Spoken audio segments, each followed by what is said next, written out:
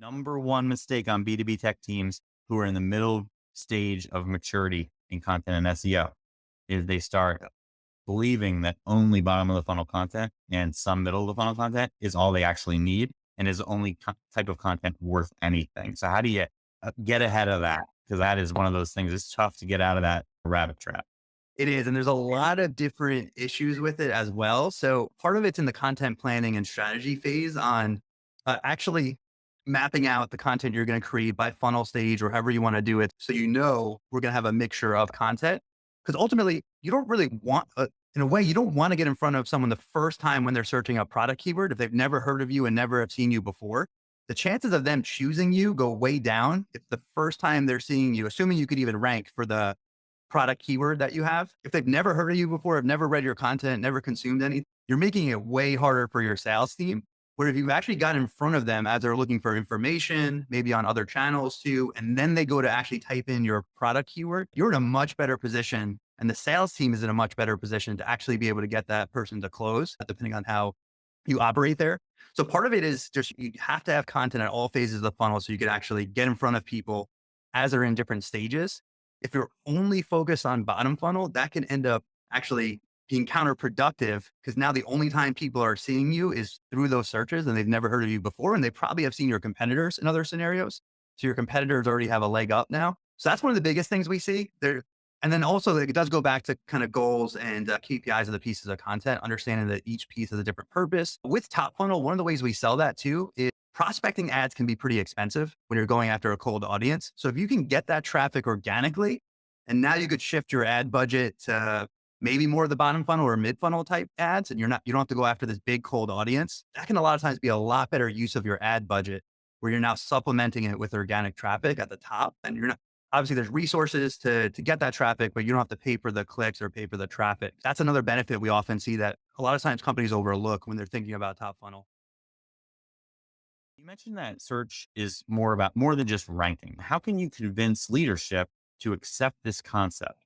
And what data and metrics can be used in addition to assess performance? I have a backtrack on this to what you just described when we got into this, but how would you answer that specific question? What are the other things to bring up? How do you convince on this? And I'd say let's think about it from two situations. One, you've got a leadership group who gets SEO real well. And then let's say second, you have one that like it's voodoo black boxy wackadoodle. Yeah, I think the biggest thing that we see, and a lot of leadership teams actually are going to think this way anyway, is more on the lead and contact front too.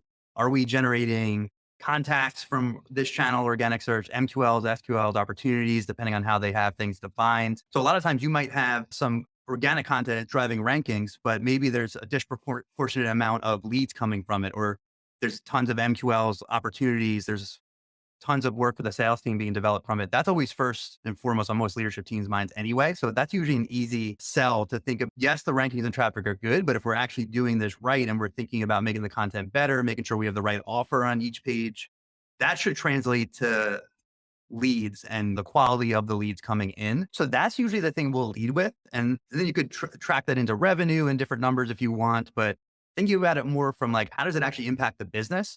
How's it impacting the pipeline? And then traffic is one of the last things we go to. That does support the other two.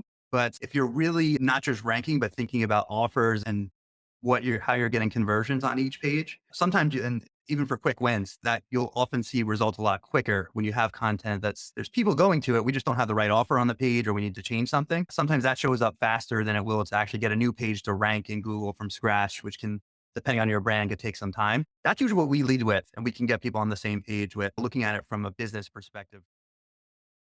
How do you decide what content to update? I know I just kind of got into a few examples, but how do you select the right pages to optimize? And let's say the answer is not allowed to be make sure everybody's on the same page about the goals of the project. We're already there. Okay. Yeah. Let's say our goals of the project are known. What are typically ways that we decide? How do we find those winners? Yeah.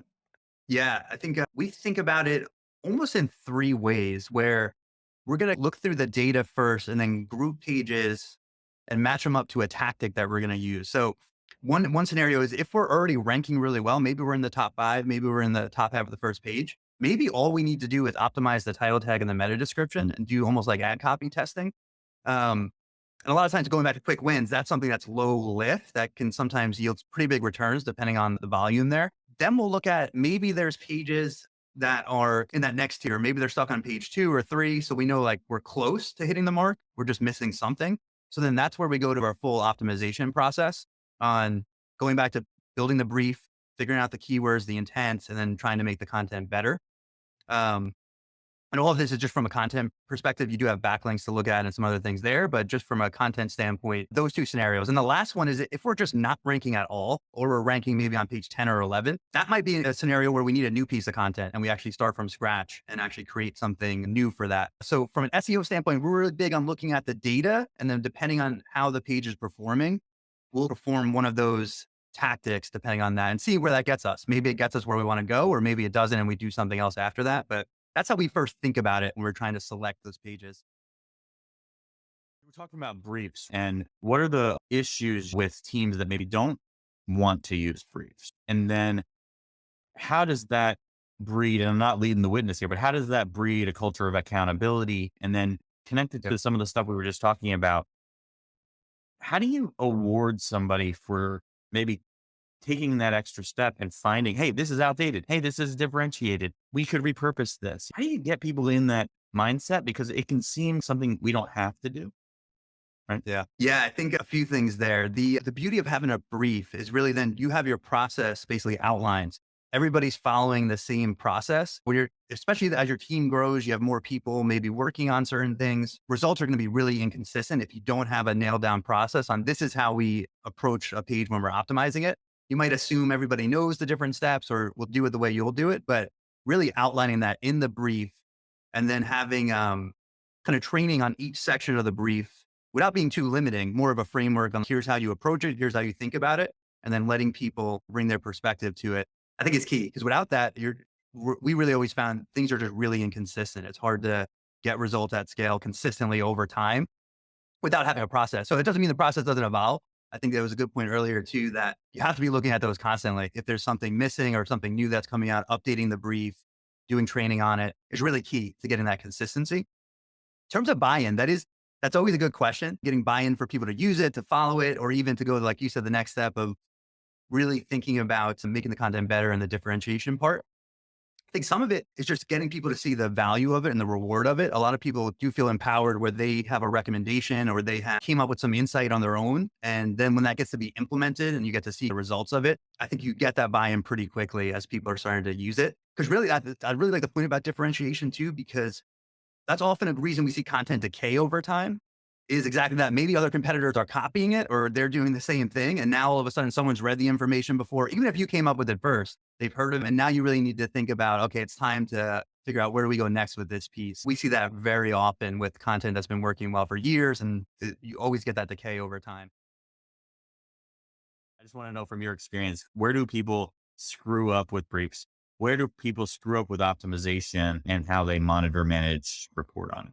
Yeah, I think for briefs, the biggest thing we see, and there's maybe a point of diminishing returns of being too thorough, but just leaving a lot out. We often see briefs just have a few keywords and maybe one or two notes for the writer. And then all of a sudden that gets sent to the writer and all they're given is maybe 3 keywords and we're asking them to go produce something. So the first thing is just making sure you're first looking at keywords, then looking at kind of those semantically related topics, then looking at search intent, and then actually even trying to start an outline for a writer. So when they're actually getting the brief, there's just all this information that's really going to set it up. So when a draft is written or when the writer does an outline, it's already on track and we know it's going to have a good potential to rank well. Because really what we're doing is we're just trying to give ourselves the best chance at ranking well and getting the traffic from the SEO standpoint.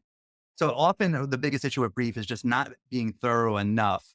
We have seen the flip side, although that's rare, of just having so much where it's so rigid that leaves no room for anybody else to add their creativity or their own ideas to it. I'd say that's more rare, but we have seen that. Those would be the biggest things we see with briefs. Yeah, I think the evolution of the brief, we were the first people to bring briefs as a product effectively into software. And so I've seen the evolution of the brief. The thing that I've always said, and you described it really well, is the more rigid the brief, the less empowerment you deliver with that brief.